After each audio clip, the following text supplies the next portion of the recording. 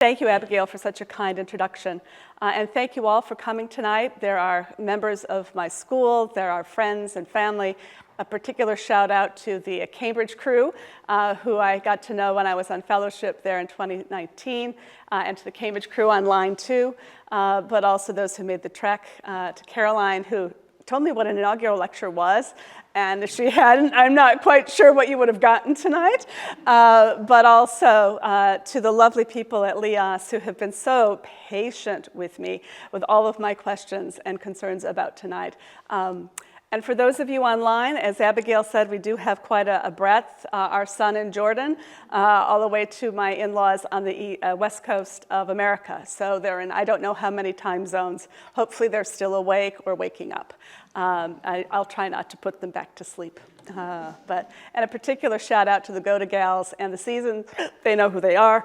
Particular friends Skyping in from across the world, or Zooming in, or panopticating in, whatever we're using here. Okay, so likely due to my exotic accent, wherever I go in Lincoln, be it to the shops, the restaurant, or the optometrist, I am often confronted with the question, why are you in Lincoln? Or what brings you to Lincoln? To borrow a lyric from one of my favorite musical artists, David Byrne, formerly of the Talking Heads, my favorite punk band, well, how did I get here? And those are the lyrics. I grew up in Ann Arbor, Michigan, the state that looks like a hand. Right? My father was a professor of anthropology at the University of Michigan, and my mother was a politician. Growing up in an academic household was formative. Dad used to hold seminars in our lounge and bring home all sorts of fossils. So virtually from toddlerhood, I was exposed to the life of an academic. From a young age, I was always interested in history. An interest that was nurtured by visits to my maternal grandmother's home in Holly, New York. She was the last of several lines in this small New England village. And her house, which was built by my great-grandfather in 1876, great-great-grandfather in 1876, her house was chock full of family heirlooms. And they all came with a name and a story. From Aunt Dell's rocker to Grandma Ludington's chandelier to Sarah Glidden's handmade coverlet. Connection to the past was tangible. I learned about American history from the stories about my family, particularly the women. This interest was reinforced by my consumption of a series of young adult biographies on historical women, as well as Laura Ingalls Wilder Little House books. So I guess I was destined to be a historian. But why medieval history? When I was 9, my father had a post at the World Health Organization in Geneva. We took many trips, and I distinctly remember my mother commenting on a fresco, which she said was from the Renaissance. And I should mention that my mother studied art history at Vassar College with Adolf Katzenellenbogen. And most of you won't know who that is, and that's okay. But for the medieval scholars in the room, the name will be familiar. So I asked my mother, well, what was the Renaissance? And she said, well, it was the time after the Dark Ages. The Dark Ages. Ooh. What were those? They sounded far more interesting than the Renaissance. And so I was hooked. My passion for the Middle Ages was fed by my time as an undergraduate at Michigan State University. And please note, this is not the University of Michigan. This was my rebellion against my rather famous father. While at Michigan State, I studied with Richard Sullivan, a Carolingianist who specialized in the early Middle Ages, and Emily Tabuteau, a medievalist who works on 11th century Normandy. It was at MSU that I also met Joseph and Issa Konvitz.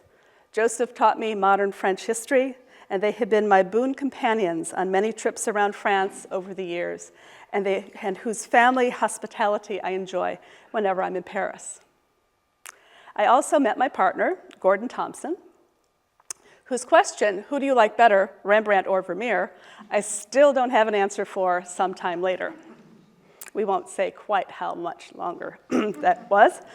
I knew I wanted to pursue a master's in early medieval history. I wanted to dig into those dark ages.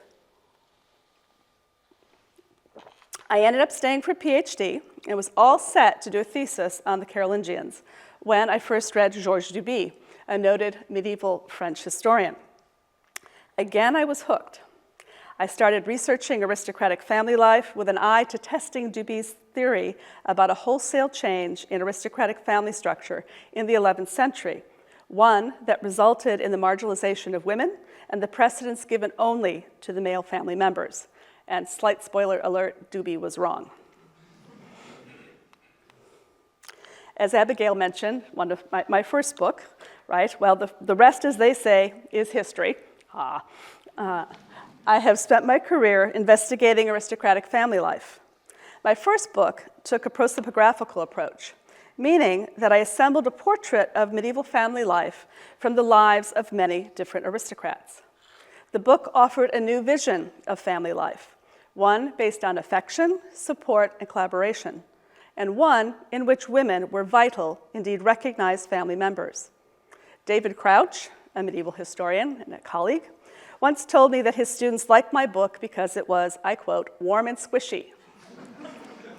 And those of you who know David will appreciate that comment. Right. But I took that as a compliment. Following that monograph, my next project developed from my teaching of undergraduates at Wittenberg University in Ohio. This book tells the story of the Central Middle Ages through the lives of members of one aristocratic family, the Beaugencies. This was a delightful book to write, and for which I also developed a digital humanities project. And I will say one of the highlights of writing this book was I got to spend a day in Beaugency being shown around by one of the local historians and then feted at the town hall by the mayor with a 4-course lunch and appropriate wine accompaniment. It was lovely. It was in researching this book that I first encountered my current research project, Countess Ermengarde of Brittany, who lived from about 1070 to 1147. My academic career has been dedicated to weaving women into the history of Western Europe. My lecture tonight will introduce you to Ermengarde and discuss how one goes about assembling the life of a medieval countess and restoring her to her rightful place in the narrative of the medieval past. So we'll start with finding Ermengarde. And here we have a chart, sort of like looking for finding Waldo. Is that something over here?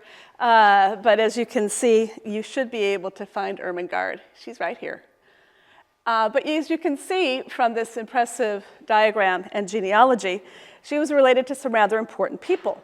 She was the daughter of one count, wife of another count, mother to a third, and half-sister to a king, and great-aunt to another king.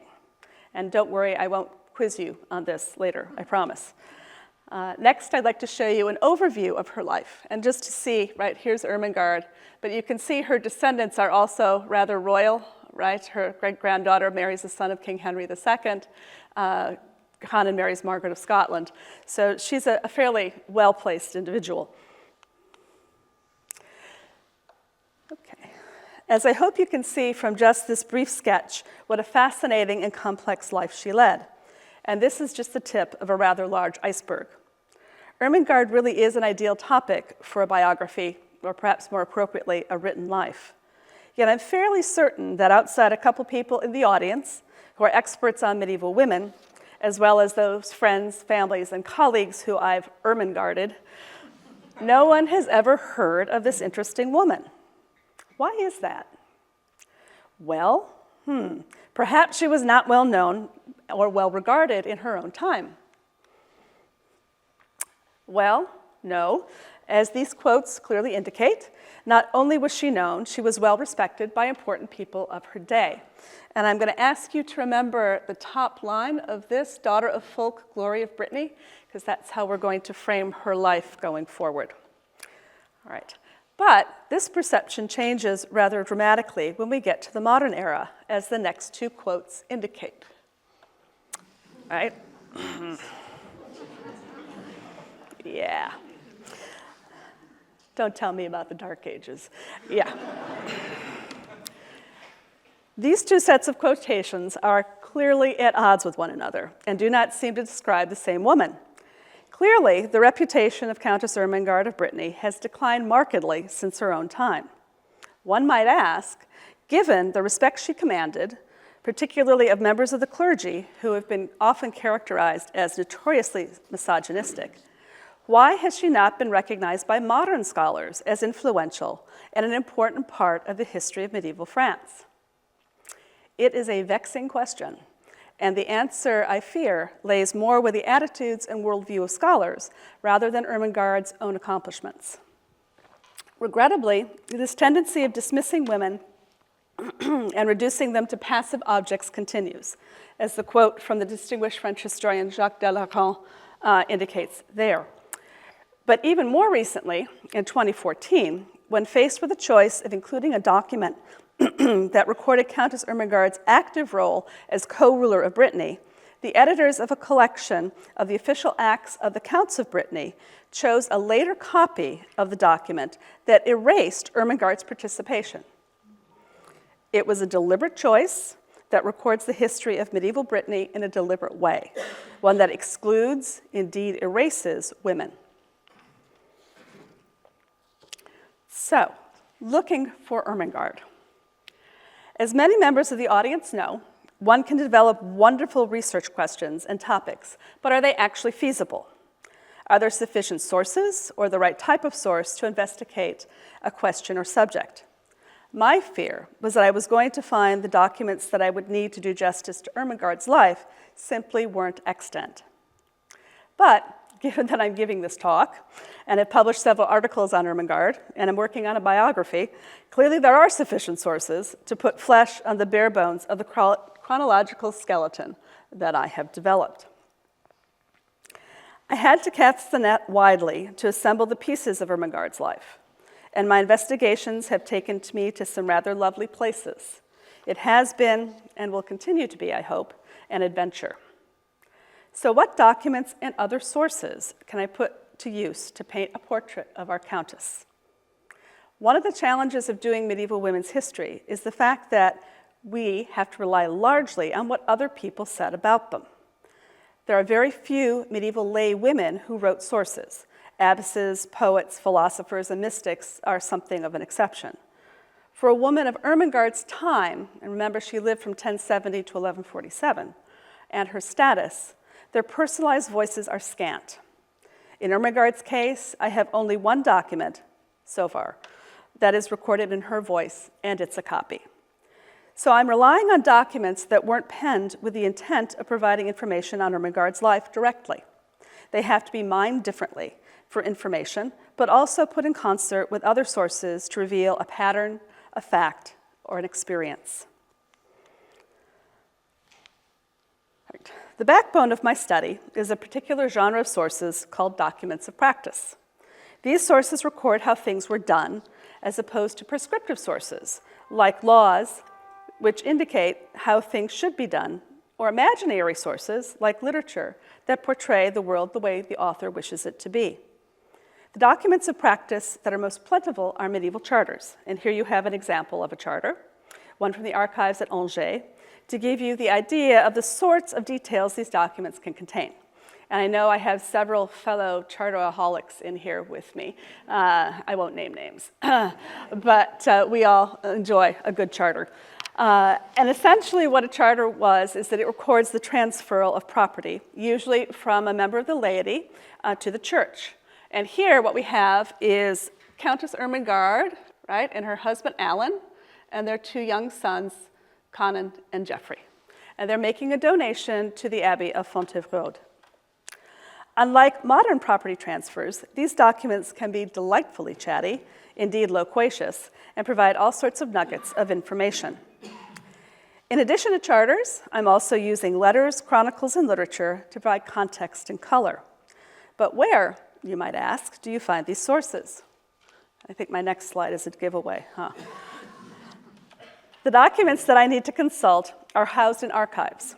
In France, at the Bibliothèque Nationale, and here you have a beautiful slide of the manuscript reading room, but also in the Archives Départementales, that are repositories of local history. My first stop in finding Ermengarde was at the archive in Rennes, which Rennes was one of the two important communal residences during Ermengarde's time. However, because she was also born in Anjou, the neighboring county, I've also consulted documents there. Charters are usually recorded as single-sheet documents. Here you have two examples, and they can vary in size from the small, which is the one up in the right-hand corner, is actually pretty small. It's about like that. And then one below it, which is slightly larger. And there are obviously challenges to reading these sources because, they have little chew holes in them from our little friends, the mice. And also, things just get broken and chipped away. The ribbons down here would have been where a seal would have been attached. But charters can vary in size from the very small to the rather large.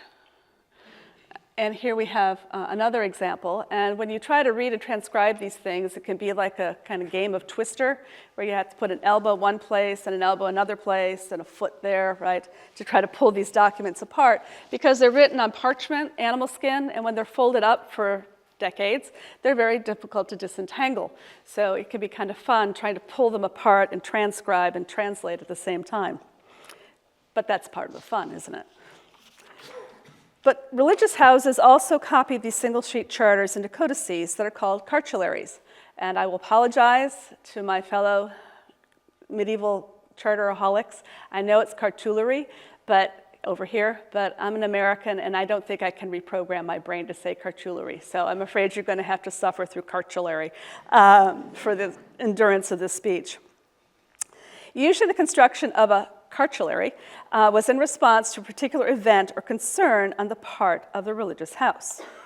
But due to the accidents of history, I've also spent time at the British Library, as the only 12th century cartulary, or collection of charters from Brittany, the Cartulary of Sainte Croix of Camperlé, is housed there. And you may ask, well, how did it get there? It is an interesting story, and thanks to the intervention of another aristocratic woman, Lady Violet Beaumont. Remarkably, the Cartulary of Sainte Croix remained in its monastery until the French Revolution, right around about 1790 to 1791. One of the monks smuggled it out with his personal effects. However, when the monk fell ill, he gave it to a local doctor in return for treatment.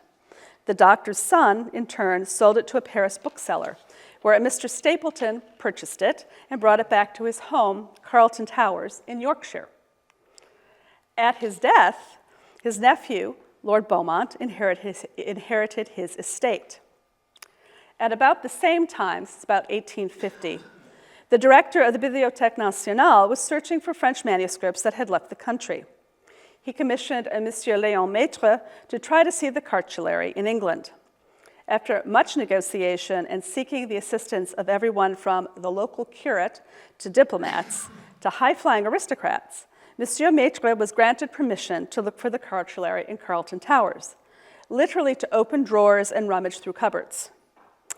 And I sort of imagine something like, a house, aristocratic country house, replete with, first editions stacked higgledy-piggledy all over, maybe a nice, 11th century manuscript stuck under a chair leg to make it, even. It must have been really something. And Monsieur Maitre spent 8 days searching for the document and was devastated since he was unable to locate the manuscript. Seeing his distress, Lady Beaumont was moved to assist in the search, but soon tired. When she went into the salon to rest, she moved about some materials, books, and magazines, and voila, the Cartulary of Sainte Croix of Camperlé was discovered. Thank heavens. Permission was given to make a transcription of the document, and realizing the importance of the cartulary, Lady Violet donated it as part of the Egerton collection to the British Library, where it remains today. And if you want to see it, you can actually see it online. It's been digitized. And just as an aside, Lady Violet was a rather interesting woman in and of her own right. She was vice president of the Red Cross during World War I, and it looks like she was a bit of a rebel. So, I don't know, kindred spirit, maybe? Yeah. In addition to written documents, objects, space, and landscape also yield important information about the life of Countess Ermengarde. As I will discuss in a few minutes, this object of an episcopal staff was crucial to uncovering Ermengarde's role in a critical moment in the history of the county of Anjou. Spaces and the construction of spaces also have been very profitable in understanding Ermengarde's life. During the course of her life, she personally founded 2 ecclesiastical communities, Saint-Sulpice-la-Forêt, located just a few kilometers north of Rennes in Brittany, and the Church of the Savior in the Crusader states in the Levant. Each of these monuments was constructed in a particular style to convey a specific affiliation to a religious order. Hence, they are useful in tracing Ermengarde's allegiances, but also testament to the considerable financial wealth she controlled. Finally, understanding the geography and landscape also provided answers to some questions about the Countess's life. And here we have a map, and I just want to say, my husband is my cartographer extraordinaire, who has made dozens of maps for me, but also many of my friends and for other academic presses. And this is, you can see what lovely work he does. So if anybody in here needs a map, I know a guy. So Ermengarde, just a little geography lesson, right? So here we have France, and here we have the area of France that this portion represents. Ermengarde spends most of her life pretty much in this area, sort of in Greater Anjou. This is the county of Anjou over here. But also then when she marries Count Alan, she moves to Brittany. She's born here in Angers, and as a young woman traveled up and down the Loire River, up to the Abbey of Marmoutier here, just outside of Tours. She will also spend time at Fontevraud, as I'll mention in a little bit. But then when she moves from Angers, she moves west and into the heartland of Brittany, where she spends most of her time here in Nantes, but also up here in Rennes. And here's Saint-Sulpice-la-Forêt right there. I want you to remember the Loire Valley here, because this is very important to Ermengarde's life as well. It's sort of the geographical locus of her power. In charting her life, I found that Ermengarde traveled to Western Brittany only once in the 40 years that she was countess. This seems strange, given the Communal family's connection to the western portions of the county. However, when one looks at a linguistic map, some clarity is provided. Ermengarde was francophone and did not speak Breton, a Celtic language that is the language spoken in the western portions of Brittany. This, I believe, circumscribed her area of activity and influence to the eastern part of the county. Specifically, oops, I knew I'm going to do it again. I tell you, me and technology, man. All right, so she spends most of her time here in the Pays de Rennes and the Pays Nantais. So that's pretty much where, while she's countess, she spends her time. So her area of influence is subscribed to the eastern part of the county. Given that Count Alan IV married Ermengarde for her connections to Anjou and the Loire Valley, her focus on these areas makes sense. Now that I have described the pieces that can be put together to create a narrative of Ermengarde's life, let's now turn to her actual experiences. So on her, as you can see on this overview of her life, the red bits are the events that I'm going to focus on. I can't do all of Ermengarde in the time remaining. I can talk fast, but I can't talk that fast. So to encapsulate this rather rich life, I'm going to focus on certain highlights that reflect Marbod of Rennes' description of her as daughter of folk, glory of Brittany. The key moments I've chosen reveal the influence she exercised, but also the agency she had in determining the course of her life. This was not a woman who was a passive bystander in the events of her life and time. Rather, she was the architect of her own life, as much as any medieval person could be, and provided the counties of Brittany and Anjou, and hence Western France, with over 40 years of stable rule. By giving Ermengarde agency, I am deliberately pushing back against the historiographical tradition of making aristocratic women passive, bland objects. So Ermengarde as daughter of folk. Ermengarde was born in 1070 in Anjou, probably in Angers, the capital city of Anjou, at the communal castle, to Count Fulk le Rachin, and le Rachin means the surly or the grumpy. There's a great story about him from a 12th century chronicler that says he had constant bunions, so I'm convinced he was grumpy because his feet were sore. So her father was Count Fulk le Rachin, and her mother was Ermengarde of Beaugency. Our Ermengarde lost her mother when she was about 7, and she continued to be raised at her father's court and educated at the Abbey of Laurent-Serre, just across the river from the communal castle, right here. Okay. One of the questions I had about young Ermengarde was how was she educated about the skills and behaviors she would need to know as a woman of her class. Her father did remarry shortly after her mother's death, but the marriage was dissolved a couple years later when Ermengarde's stepmother decided to become a nun. About a decade later, Fulk would remarry again, but for most of Ermengarde's youth, she did not have a close female relative to act as a role model. At the Abbey of Laurent-Serre, however, Ermengarde interacted with mature women of the aristocracy who could provide the sort of guidance she would need, the nuns. Observing the abbess in her role as manager of a nunnery and a lord in her own right also provided Ermengarde with an exemplar. And the abbess of Laurent-Serre during Ermengarde's time was a formidable woman who was not afraid to exert her rights, including digging up bodies to prove her point. Additionally, memory of Ermengarde's great-grandmother, the founder of Laurent-Serre, Hildegard of Lotharingia, and her great-aunt were also present in the abbey. She would have heard of these women from the nuns, but also her own kin. As well as the skills necessary to succeed as countess, Ermengarde was also educated in the classics and the Bible by the nuns. Growing up in Angers was formative for Ermengarde, and her connections to the people there, people in places in Anjou, profoundly shaped her life. While Ermengarde's relationship to her stepmothers is opaque, that with her father is not.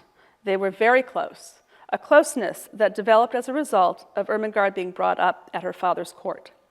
She was his sole heir for over 10 years and hence trained as his successor. Fulk would continue to consult Ermengarde and seek her advice until the very end of his life. Ermengarde also came of age during what scholars term the 12th century Renaissance. In other words, the revival in classical learning. Indeed, an important contributor to this cultural movement was the Loire School.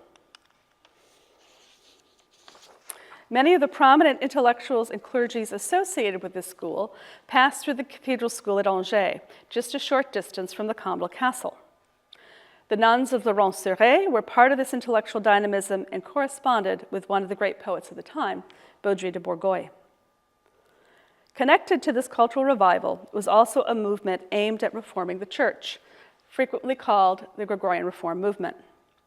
The seedbed for this reform activity sprung from the Abbey of Marmoutier, located in Loire Valley, just a short distance from Angers.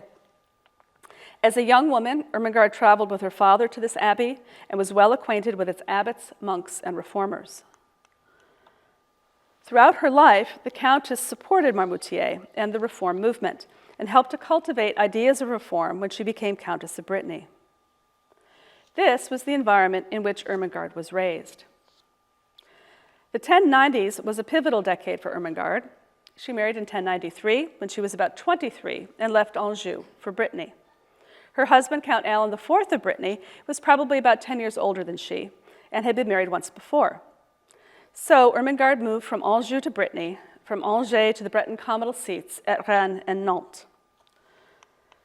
During the first 3 years of marriage, Ermengarde had 2 sons, and in 1096, when her husband departed on crusade, she was pregnant with their 3rd child, who would be a daughter. Ermengarde maintained stability in Brittany during the 5 years Alan was gone, quote, exercising the laws and justice of making peace, unquote, as Abbot Geoffrey of Vendôme would describe. Count Alan returned from crusade in 1101, a changed man. It appears he may have contracted a lifelong debilitating condition, perhaps malaria. The years after his return also saw a change in the communal couple's marriage. By 1104, Ermengarde had left Brittany and had become a nun at the Abbey of Fontevraud, a short distance from Angers. What were the Countess's motives for leaving her husband and young children and her county? Like all people, Ermengarde was a complex individual governed by a variety of factors. Certainly, she was inspired by her dedication to religion, and indeed, throughout her life, she was on something of a spiritual journey. She had met Robert of Arbrissel, the founder of Fontevraud, in Angers, who even his critics recognized was a charismatic figure. Ermengarde was inspired by his vision of Reformed monasticism, where women and men lived together engaged in the Lord's work under the authority of an abbess.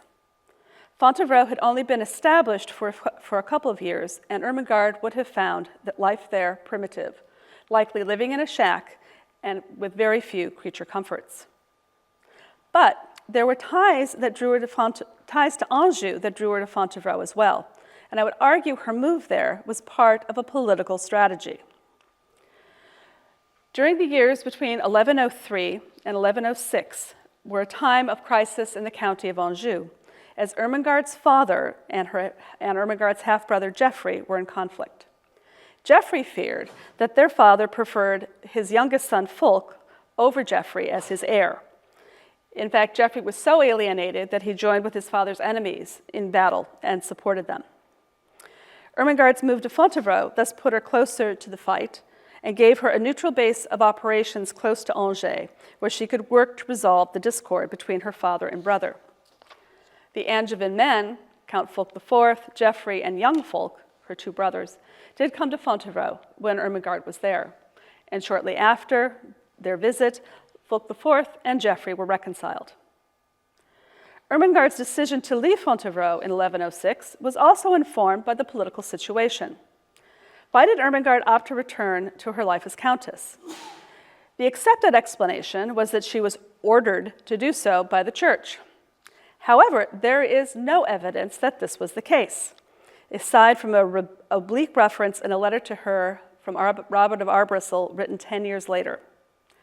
Consideration of the context of Ermengarde's life suggests a different interpretation, one that is consonant with the agency she exercised, the political climate, and the important role she played in the political community. In 1106, Ermengarde's half-brother Geoffrey died in battle. While tragic in and of itself, the news that Fulk IV, her father, had been involved in planning his son's murder was even more devastating. So maybe he really was surly. This implication resulted in a crisis of communal rule in Anjou, thus creating political instability in the county, but also upsetting the balance of power in Western France. Ermengarde was needed to support her father and to try to right the communal ship. Hence, she left the convent so that she had time to intervene, support, and advise. Ermengarde herself decided when she would join Fontevraud and also when she would leave. In 1109, 3 years later, Anjou would again call to her countess, daughter of Fulk. In April of that year, Count Fulk, her father, was on his deathbed, and he knew it. In preparation for his death, he issued several charters to atone for his rather serious and frequent misdeeds. Ermengarde was at his side. One of these dying requests records that Fulk, quote, especially consulted and asked his daughter, Countess of Brittany, to be at his side so that she could provide him with the benefit of her skillful and experienced counsel, unquote. The suspicion that Fulk IV had actively plotted his son's death, right, Ermengarde's half-brother, served to undercut his authority in the county. Complicating matters further was the relationship with his remaining male heir, soon to be Fulk V, was also extremely difficult and strained. As the elder Fulk lay on his deathbed, there was much tension in the county and anxiety about the peaceful transfer of power. Ermengarde did more than just provide good counsel. She was there to ensure the peaceful passing of power from her father to her half-brother. It was an encounter with an object, the episcopal staff at the Cathedral of Angers, that led me to better understand her role in this important transition. To affirm and sacramentalize one of his gifts to the church, Fulk le Rachan placed a staff, maybe this one, or baculus, in the hand of Ermengarde, who then gave the staff to the canons, symbolizing and enacting the transfer of power and property from the count to the church. Later that same day, Fulk the Younger, who was not present at his father's death, confirmed the donation by placing a key in the hands of the same canon to whom Ermengarde had given the staff. Ermengarde signed and witnessed the confirmation. These performative gestures were aimed at securing a stable transfer of power, and it was through Ermengarde, literally and physically, that power moved from her father to her brother. Ermengarde's connection to her family and Anjou were important factors in the decisions she made in charting her life course. Her skills were critical for the success of the Calmedal House of Anjou, and indeed the stability of Western France. Let us now turn to Ermengarde's role, as Marbod described her, as the glory of Brittany. From her return from Fontevraud in 1106 to 1112, when Count Alan himself retired to the monastery of Redon, Ermengarde and Alan ruled Brittany together. After 1112 onward, Ermengarde co-ruled with their son, Conan III. Events of 1117 are one illustration of why Ermengarde was considered the glory of Brittany. As we know, Ermengarde was widely recognized for her political acumen and good advice. Indeed, Bishop Marbod had praised her for her, quote, powerful eloquence and shrewd counsel, unquote. The papal legate in France, and the papal legate is the representative of the Pope in France, also knew of her skills and actively recruited her to assist in a serious development in the county of Brittany.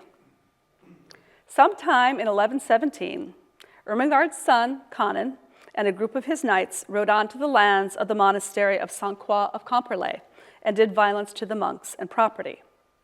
The damage was so bad that the monks were, quote, exiled to the wilderness for a year, unquote. The abbot of Sainte-Croix was understandably upset and appealed to the bishop for assistance, who in turn elevated it to the attention of the papal legate. The justification that young Conan provided was that he'd been told by the abbot of Redon that the property in question belonged to his abbey, to Redon. So Conan believed he was acting on behalf of Redon and expelling Sainte-Croix from the land. Unfortunately, Redon's claim was completely specious, and Conan ended up in serious trouble. Several church councils were called, and the count was threatened with excommunication. Conan's recklessness not only had implication for his own reputation, but also for creating a state of affairs that could tip toward war in Brittany. Recognizing the seriousness of the matter, the papal legate wrote to Countess Ermengarde to ask for her assistance in resolving this dispute. So here is the one document I have in her voice. It is part of the letter that was transcribed in the Cartulary of Sainte-Croix of Camperlé. So the papal legate writes to our friend Ermengarde, and the countess replied that she would be happy to work to restore peace between the two ecclesiastical communities. But she also flipped the tables on the legate to ask a favor of him as well. Would the clergy consider lifting the interdiction on Conan? Here the countess takes advantage of the situation to work it so that she's able to extricate her son from a very difficult position. And here's a translation, excerpts of her response. And as you can see, right, she says, your lofty slave, yada, yada, has you placed me between the monks so that I might strive to restore peace and concord, which I freely embrace. But however, I wonder if maybe you would see your way clear too, right, sort of in the vernacular, to see if we could resolve the situation with Conan. The legate agreed to her request, and Conan, at his mother's guidance, began the long process of making restitution for this misdeed. This episode demonstrates Ermengarde's political intelligence in ameliorating the blow to her son's status, negotiating peace between the two monasteries, but also how appreciated her skills were by distinguished leaders of the church and secular society. It was only in 1127, 10 years later, that the fallout from this misadventure was cleared away. With Conan's reputation and hold on the county secure, Ermengarde could now consider other priorities, which brings us to another fascinating moment in her life. Sometime around 1128, she became personally acquainted with Saint Bernard of Clairvaux, the dynamic leader of the Cistercians. Now, the Cistercians are another order of monks that are developing in the 12th century, and they're very much sort of dedicated to apostolic poverty. And like Robert of Arbrisel, Bernard was a compelling figure, and Ermengarde became interested in the life of a Cistercian religious. In 1130, she left Brittany to become a nun at the Cistercian convent in Le Ray, As you can see, the excerpts from Conan's donation charter sort of outlines this episode in Ermengarde's life. Indeed, we are told that St. Bernard himself veiled her, a sign of the respect and friendship they enjoyed. However, Ermengarde was not happy with her new life, as Bernard's letters to her indicate, and regrettably, her letters to him didn't survive, naturally. Sometime around 1131 or 1132, she left the convent and France to travel to the Holy Land, and she would have been about 60 when she undertook this weeks-long and perilous journey. And I will say, Ermengarde and I are roughly contemporary, and I can barely contemplate the thought of getting on an airplane and going to Australia. I can't imagine, sorry Ian, I can't imagine, 16 hours on an airplane is my idea of hell, or 31 or however many it is, right? Not much fun. But imagine going from France via probably donkey, horse, camel, cart, and ship. It would probably have taken her several weeks to get to Jerusalem. And she does this she's not old, but she may have been used to some of the creature comforts of life. So I have to admit, I think it's a true testament to her fortitude and strength of character. The Countess had several reasons for wanting to travel to the birthplace of Christianity. Pilgrimage was a way that medieval people expressed their faith, and Ermengarde had several family members who had made the trip. Having the chance to walk in the footsteps of Jesus, but also visit the places resident with the Old and New Testament would have been compelling. It's also possible that she made the journey as a way of doing penance for leaving the Cistercian order. But there were also personal reasons. Her second son, Geoffrey, had perished in the Holy Land as a combatant. So she may have gone there to try to find his grave or see where he had died. Another ancestor that Ermengarde might have tried to trace would have been her great-grandmother Hildegard, the founder of Laurent-sur-Aire, who moved to Jerusalem as a widow and became a nun at St. Anne's. Additionally, Ermengarde's younger brother Fulk, the one who had been Count of Anjou, becomes King of Jerusalem after he marries the Queen. And given the close bond between brother and sister, travel there would have also been appealing.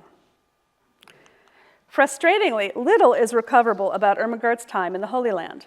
Like many pilgrims, the Countess undoubtedly visited the important sites of Christianity, like the tomb of the Holy Sepulchre, where Christ was buried, Golgotha, where Christ died, and the River Jordan, where he was baptized.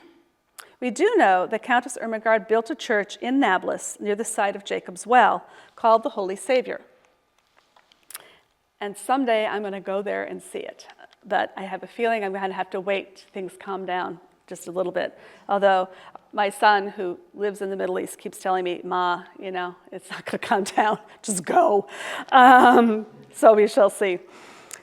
And this building project provides a connection with the other royal women of Jerusalem. So her sister-in-law, the Queen, and the Queen's sisters. The land on which Ermengarde's church was built came from Queen Melissen's dower, Ermengarde's sister-in-law. While no direct communication between these two women is extant, clearly Ermengarde would have needed Melissen's approval to build her church on the Queen's dower. Queen Melissen and Ermengarde also shared the experience of founding religious houses. The Queen established the nunnery of Bethany so that her sister Yvette could become a nun there. And the Sisters of Bethany served Ermengarde's church at St. Saviour, which is suggestive of a connection or relationship amongst these women. Objects have also been useful in tracing Ermengarde's connection and what she was doing in the Holy Land to another member of the royal family. The Martyrology of Fontevraud records that sometime after she became Abbess of Bethany in 1144, Yvette sent precious relics to Fontevraud. I believe that Yvette heard about the abbey and the piety of the nuns whose prayers she was requesting from Ermengarde. Our Countess had been a nun at Fontevraud and had founded Saint-Sulpice-la-Forêt as a Fontevraudian house. Yvette may have been impressed by Ermengarde's piety as a representative of this convent, which resulted her in sending a gift to establish a tie with the nuns there. Ermengarde spent 3 to 4 years in the Holy Land. She was back in Brittany by 1134 and to another important moment in her life story, one which shows her agency and as the glory of Brittany, but also how her life experiences question the traditional interpretations of the medieval past. Upon her return, the Countess discovered her son, Conan III, had endowed a Cistercian monastery just south of Nantes at Bouzaille. Ermengarde's close association with the Cistercians likely influenced her son to make this foundation. However, Conan did not follow through on his generous bequest. When St. Bernard was on a visit to Brittany, he discovered that the monastery had not been built and the monks were living in destitution. So he flipped his wig, or more appropriately, his tonsure. Infuriated, he ordered his monks back to the mother house. Ermengarde once again stepped in to rectify matters. As Conan stated in the charter recording these events, "Know that I followed through on what I promised from the request and intercession of my most beloved mother, Ermengarde." Contrary to the assumption that noble women who were nuns, first of all, did not leave the cloister after taking vows, and secondly, that if they did, they would be ostracized, Ermengarde's departure from the life of a Cistercian nun had not adversely affected her relationship with St. Bernard, nor had it adversely impacted her relationship with Robert of Arbrissel 30 years earlier. Indeed, Bernard had come to Brittany to see Ermengarde, to ask her to join him on a trip to Aquitaine to help straighten out some serious problems with the church there.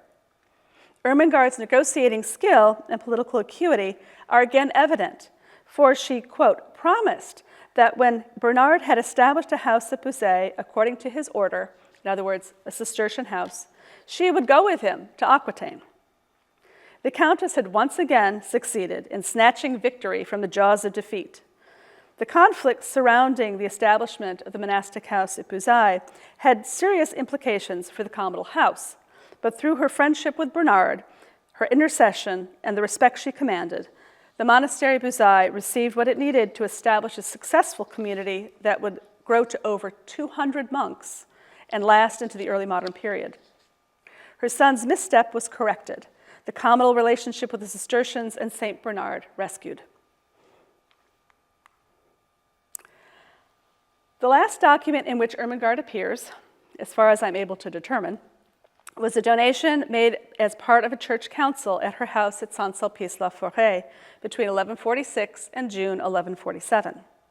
Appropriately, she was recorded as advising her son to make a gift.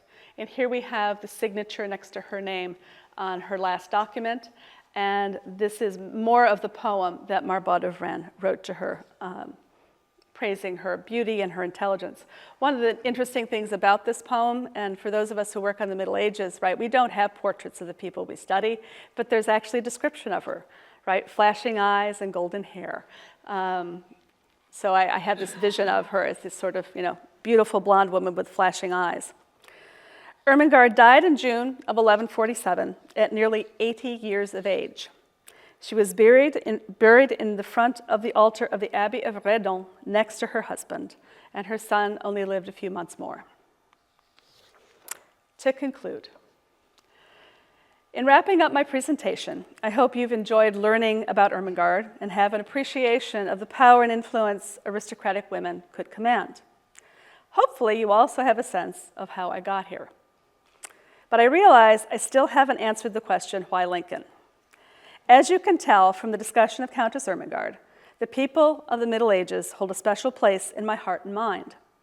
I was attracted to this place, to Lincoln, because of its medieval history, which is such a part of the town. Living near a cathedral, as Abigail mentioned, feeds my soul in important ways, and there are connections to Ermengarde. St. Mary's Guildhall was likely built by King Henry II, Ermengarde's great-nephew. Yet it wasn't just the place, it was the people, and the possibility of leading a distinguished group of scholars dedicated to understanding the past through historical texts, spaces, artifacts, or literature. I spent several years as an associate dean of an honors college in Indiana, and while the work there was interesting, I felt estranged or distant from those who shared the same passion for the past that I have. So moving to the UK, to the University of Lincoln, to a city replete with medieval history, brimming with possibility for collaboration with heritage, and with a school full of interesting and dedicated scholars, I traded the cornfields of Indiana for the delights of living in a historic town that during Ermengarde's time was the second largest in England. Thank you.